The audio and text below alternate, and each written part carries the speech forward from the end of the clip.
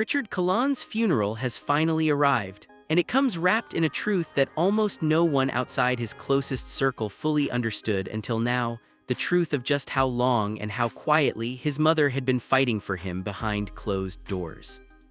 For nearly 11 years, Nieves Meléndez had been more than a parent. She had been his caretaker, his advocate, and in many ways his voice. And now, in the days leading up to his final farewell, the words she chose to share with the public have struck a chord that goes far beyond boxing, far beyond sports, and straight into the heart of what it means to love someone through the unimaginable. To understand why her message matters so deeply, you have to go back to the night that changed everything, October 17, 2015, inside the Eagle Bank Arena in Fairfax, Virginia, when a rising, undefeated super welterweight fighter named Prichard Colón stepped into the ring against Terrell Williams.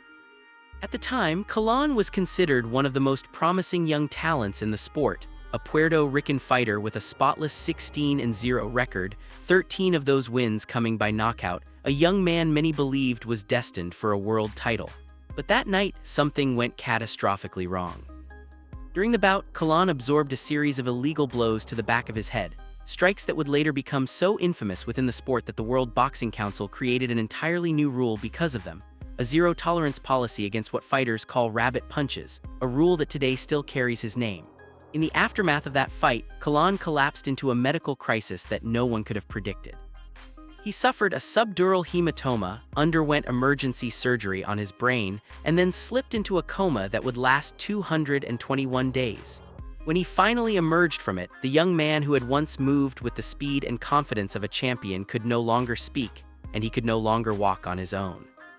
What followed was not weeks or months of recovery, but nearly 11 full years of it, 11 years during which his mother Nieves quietly rearranged her entire life around his care, documenting his slow, painstaking progress through social media, sharing glimpses of small victories, therapy sessions, and quiet family moments, allowing the public a rare and intimate window into what it actually looks like to fight for someone you love, day after day, year after year. With no guarantee of how the story would end. And then on August 13th, that story reached its final chapter. Prichard Colón passed away at the age of 33, according to his father, Prichard Colón, who suggested that his son had not been doing well since sometime in 2025, and that his death appeared to be connected to a sudden cardiac event, though the exact medical cause has not been officially confirmed to the public. For a family that had spent over a decade adjusting to uncertainty, this final loss arrived not as a single shocking moment, but as the quiet, devastating conclusion of a battle they had been fighting together for years. It was only a day after his passing that Nieves finally broke her silence, turning to the same social media page she had used for over a decade to document her son's recovery, and this time using it to say goodbye.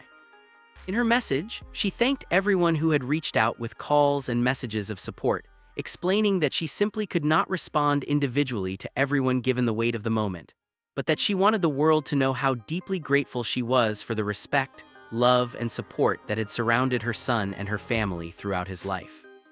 She shared, in words that have since been repeated across countless tributes and news outlets, that her son now rests with God, a simple but profoundly emotional way of telling the world that his long fight was finally, painfully over.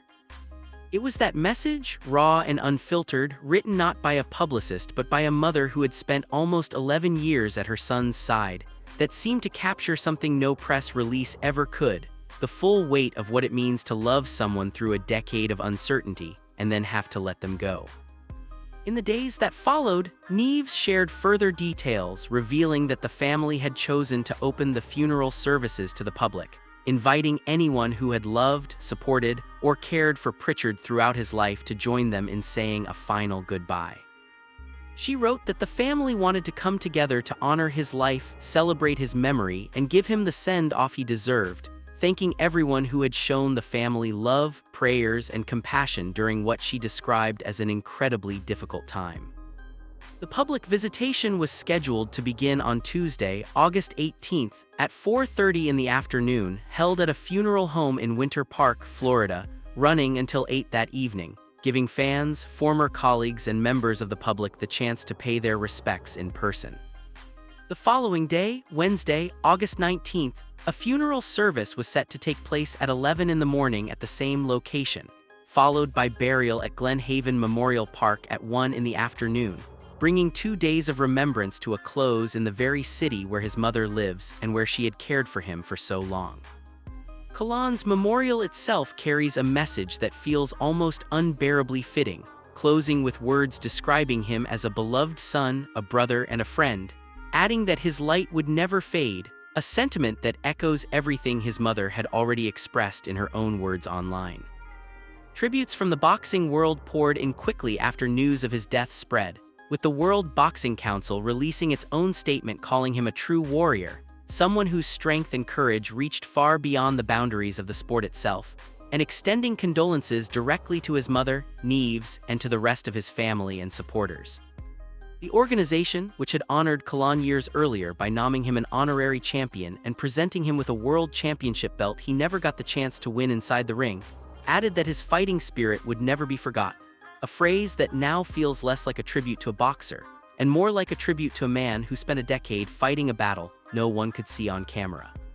What makes this moment so emotionally overwhelming for so many people isn't just the loss of a promising athlete whose career was cut short in a single night. It's the years that followed that night, the quiet, unseen dedication of a mother who never stopped showing up, never stopped documenting his progress, and never stopped hopping, even when hope became harder and harder to hold on to. As the public prepares to gather this week in Winter Park to say their final goodbyes, the story being told is no longer just about a boxing match that went wrong in 2015. It's about everything that came after, the years of therapy, the small moments of connection, the unwavering presence of a mother by her son's side, and finally, the heartbreaking, deeply human words she chose to share with the world once he was gone. In the end, it wasn't a headline or a statistic that captured the full weight of Prichard Colón's story. It was his mother's own voice, simple, grief-stricken, and full of love, telling the world that after everything, her son was finally at peace.